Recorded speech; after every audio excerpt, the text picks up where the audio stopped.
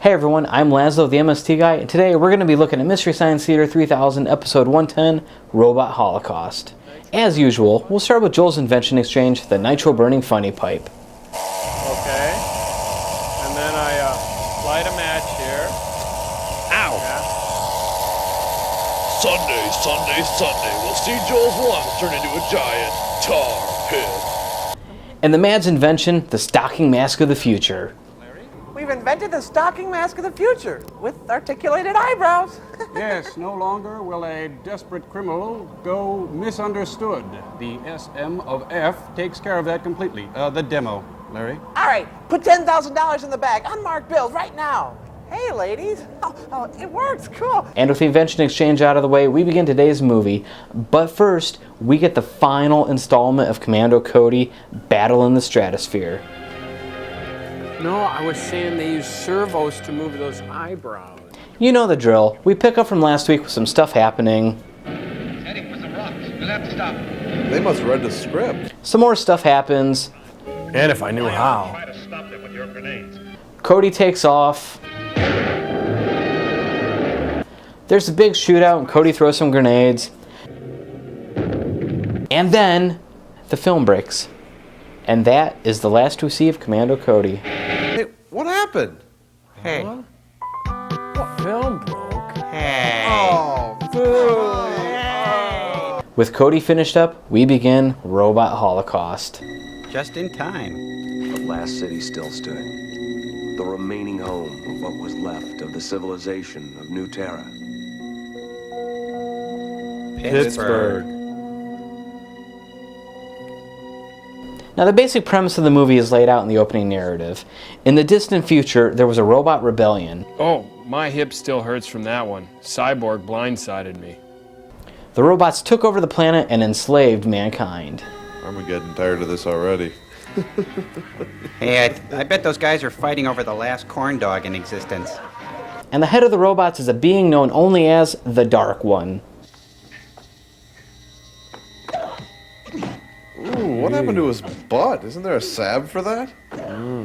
We also have Torque, the Dark One's main robotic henchman, who looks like he could have been the inspiration for Zoidberg. You got a little, Yeah. And then we have Valaria. What a maid it is. Something is wrong. I can sense it. Must be cold in that room. Now, I don't think I could describe this performance.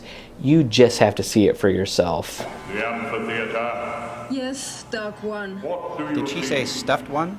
So the basic story revolves around Neo, a drifter from the wastelands who decides to help Neela rescue her father from the Dark One. I don't think they want Edgar Winter to play. No acting. No Jonathan acting. Winter. Oh, and humans aren't called humans anymore. They're called air slaves.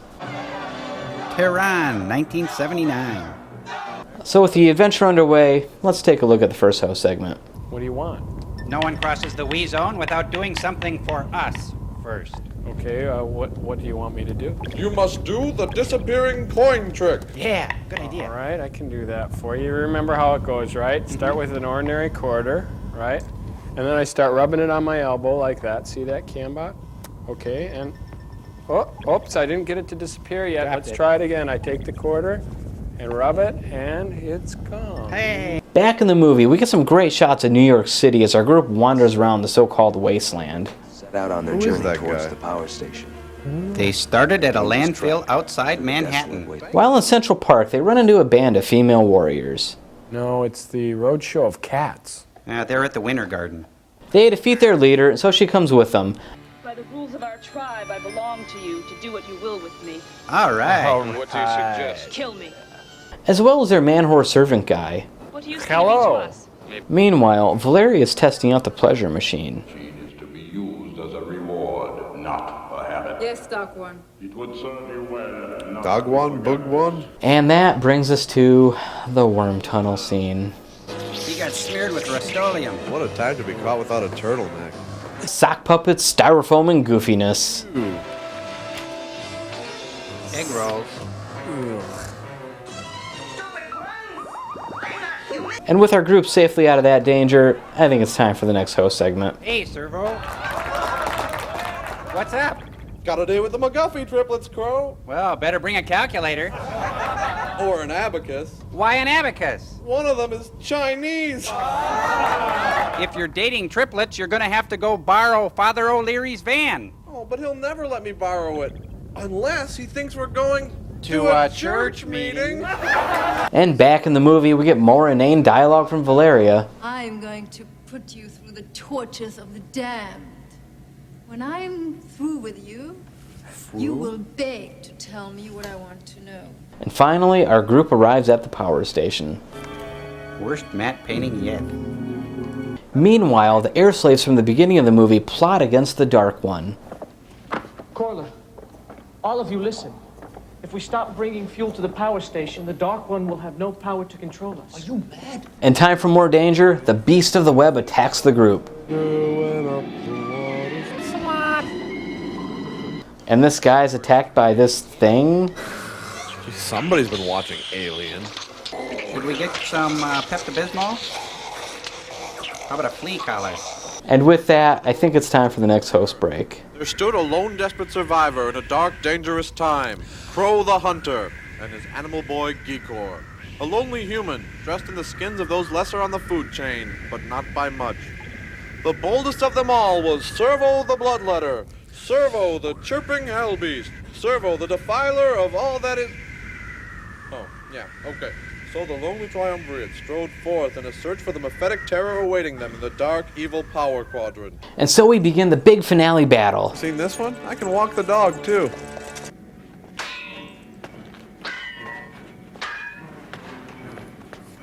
With all of its sword-swinging, man-whore-killing action. Oh, it's a huge nooge. And are you ready for the big surprise of the movie? Valaria is a robot. She wasn't wearing her safety goggles. It's a problem. Should have expected it. Yeah, I'm sure most of you probably saw that coming, though it does raise the question, if she's a robot, then why was she in the pleasure machine? And if you watch the uncut version of the film, you know that she was in there a little longer than we see in the MST version. Anyway, they kill the Dark One and rescue the air slaves. Ooh, stir fry. The end, and not a moment too soon. He's a robot. He's a human. They're detectives. Okay, you guys, it's finally the end of the experiment, and let's have another look at that plant guy again. Cambot, you want to fish out that frame 5236? There he is up there, guys. Whoa, you know, even though he looks scary, Joel, I still get a little hungry just looking at him. So we've decided this guy is too good to keep to ourselves, so we're going to sponsor a Name the Plant Guy brainstorm. Right, it's brainstorm, everybody, so join in. Send in your name for the plant guy, and the top 13 will be read on Mystery Science Theater on the Satellite alone. This is a great episode. The riffing is solid, and for the most part, the host segments are pretty good. And the Spinal Tap joke is one of my favorite recurring riffs throughout the latter half of the movie. Hello, Cleveland. Rock and roll. Let's do I've it! never been this far before. Hello, Cleveland! Rock and roll. Let's do it! Hello, Cleveland! Rock and roll! Let's do it, Cleveland! So is this a B movie or a bad movie? Well, I would have to say this is a bad movie, though some of the makeup and robot costumes were pretty creative. Now you can find the complete Italian cut of the movie out on the web, but just keep in mind there is a little bit of nudity in it. Now the DVD bonus features include a 5-minute interview with Joel. Hi, my name is Joel Hodson, and you're about to watch Robot Holocaust. And Robot Holocaust is fascinating to me because it was one of the first shows we ever did. I know we did 22 shows on KTMA, but these were one of the first shows in the first season. As well as Life After MST with Josh. I left Mystery Science Theater. I was 18 years old. Much to my mom's chagrin, I didn't go back to college, which I had dropped out of to do Mystery Science Theater after a year at the University of Minnesota. And so I went on the road as a comic basically for the next 2 years. And I also worked on a show for the competing comedy channel called Ha. So overall, I would highly recommend this episode. You can pick it up on volume 25 from the Shout Factory. Alright, next time I'm going to be looking at episode 111, Moon 02. We'll see you next time.